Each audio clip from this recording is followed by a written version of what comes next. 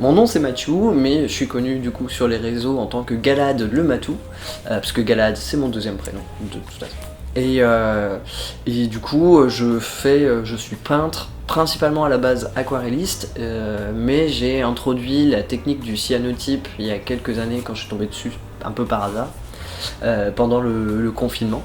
Et du coup maintenant je fais des compositions, je fais des peintures où je mélange les deux, parce que les deux peuvent se faire sur le même papier. Et j'essaye de représenter un peu tout ce qui va concerner les corps, les genres. J'aime beaucoup travailler aussi sur les cicatrices, les marques du temps aussi sur les gens. Et de manière globale justement les gens de la commu, du coup. Pour représenter un petit peu plus de personnes, que ce soit des personnes du coup queer, mais des personnes aussi plus âgées, du coup de prendre un peu de place du coup dans l'art. Voilà. En gros.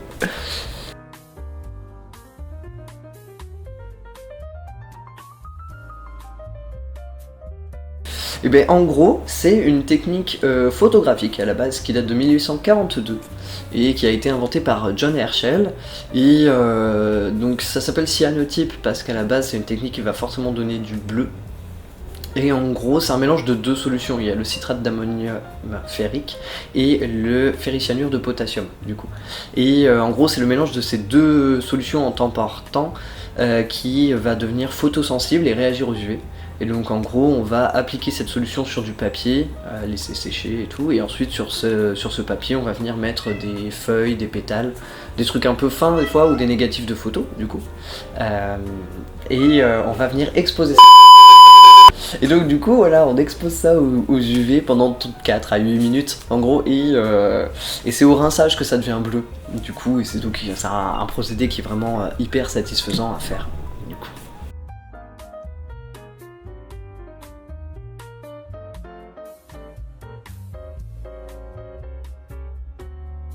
La commu, c'est un peu ce qui m'a aidé à trouver la motivation de peindre un peu plus, enfin de vraiment d'aller encore un peu plus loin. À la base, quand je faisais juste de l'aquarelle, je faisais pas mal de paysages, et je tournais un peu en rond au bout d'un moment. Et en fait, on a commencé à faire des séances de modèles vivants avec des amis. Ça m'a vraiment motivé à dessiner beaucoup plus les gens et les personnes. Et en fait, ce qu'il y a de bien, c'est il y a tout type de personnes, tout type de corps, tout type d'âge, et du coup, c'est hyper varié.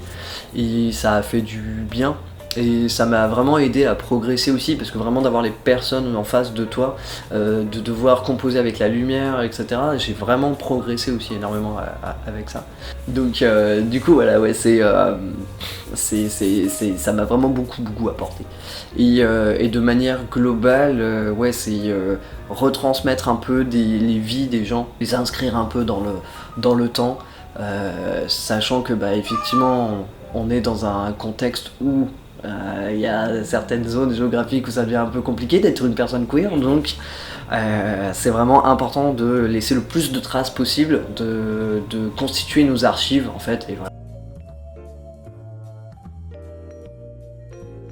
Donc ouais, du coup dans les choses qui m'inspirent, donc il va y avoir donc effectivement donc la transmission des témoignages, des vies de la communauté, des savoirs aussi, et de manière un peu plus globale, le fait du temps qui passe et le fait que ce soit absolument inéluctable. Donc ça c'est dans les thèmes à chaque fois qui sont un peu en soum-soum dans mes peintures du coup. C'est un truc qui est récurrent mais qui est pas forcément le plus flagrant, mais c'est un des trucs, une des motivations qu'il y a souvent derrière.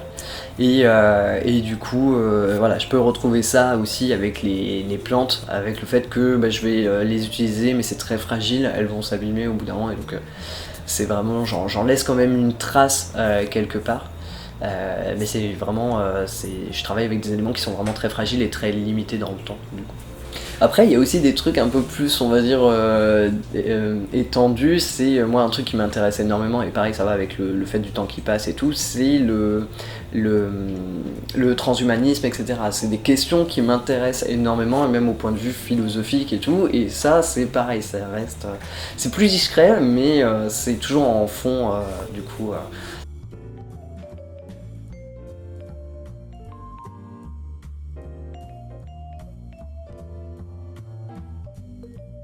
Bah, c'est vraiment ouais, la motivation de laisser une trace pour le coup. C'est ça qui, de me dire en fait j'ai toujours dessiné et j'ai envie de toujours le faire jusqu'à la fin quoi. Vraiment et c'est vraiment je me suis jamais arrêté et c'est vraiment l'activité de ma vie vraiment que je veux faire jusqu'au bout.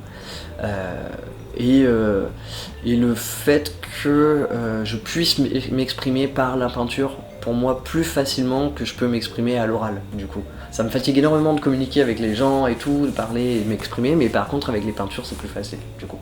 Donc, voilà.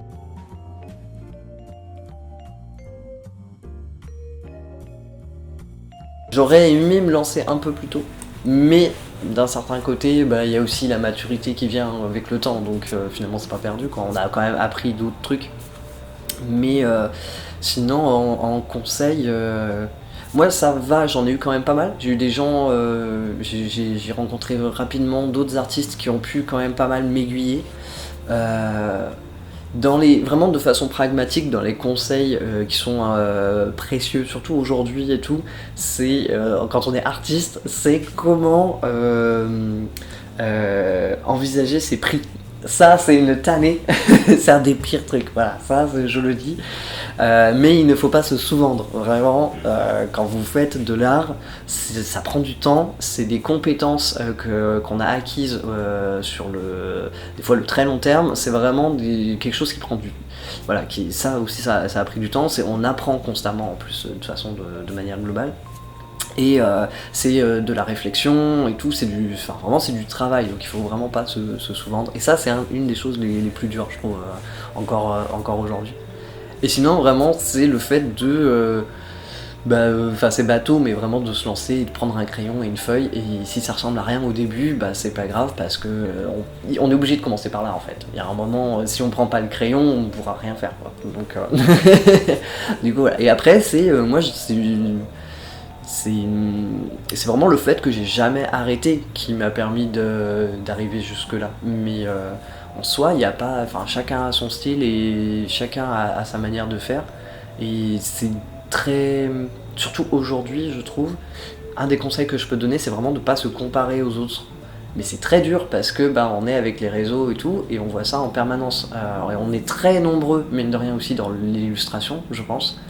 Et du coup, ouais, c'est très facile de tomber sur le travail des autres et tout, ce qui peut être très bien parce que ça peut être une source d'inspiration, mais on peut très vite se dire ah mais du coup cette personne réussit et pas moi, etc. Ou alors bah, son style il est vraiment trop bien mais moi j'y arrive pas, etc.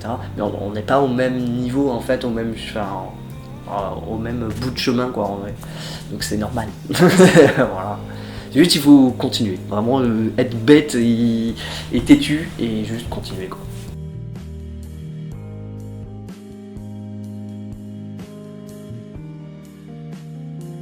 Donc du coup ouais ça va moi être pas mal les jeux vidéo. Donc il y a ces derniers temps il y avait les deux derniers Zelda, du coup Breath of the Wild et Tears of the Kingdom. Ils ont une DA qui est vraiment ouf et les musiques aussi sont vraiment très inspirantes. Et j'avoue je bosse souvent avec ces musiques là en fond. Et c'est aussi des jeux où tu peux vraiment te balader et juste chiller, parler à des personnages. Et moi c'est souvent ça qui va importer dans un média. Les personnages s'ils sont vraiment genre cohérents et enfin, vraiment qu'on ait envie d'interagir avec eux, ça a quand même pas mal d'importance et tout. Donc il y a ça, il y a Detroit Become Human aussi, donc pareil avec toute l'idée des androïdes et tout ce que ça peut apporter comme problème sociétal, etc. Et philosophique.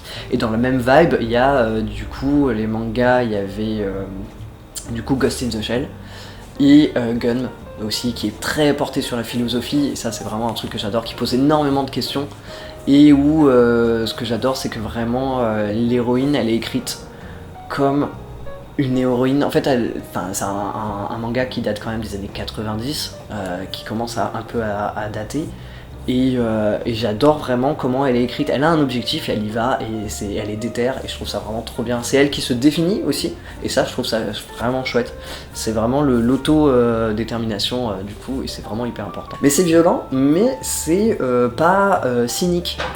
C'est ça qui est chouette, je trouve que c'est justement l'équilibre et je trouve qu'on en a un peu besoin, notamment dans la science-fiction. C'est des trucs un peu plus positif. Pas des trucs où forcément c'est cucu les petits oiseaux, où les personnages en chient un peu quand même, mais un truc ouais qui se dit, enfin qui nous permettent de se dire ok on peut avancer en fait. C'est pas tout est pas doomé.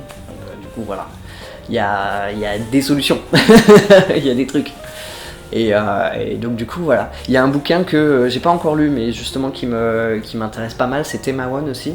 Et en fait ce qui fait du bien c'est que c'est un autre point de vue un peu sur de la science-fiction et ça fait vraiment c'est vraiment pas mal. Donc du coup voilà, ça va être beaucoup ça. Du coup. Et sinon en reco au jeu Stardew Valley, voilà, rien à voir.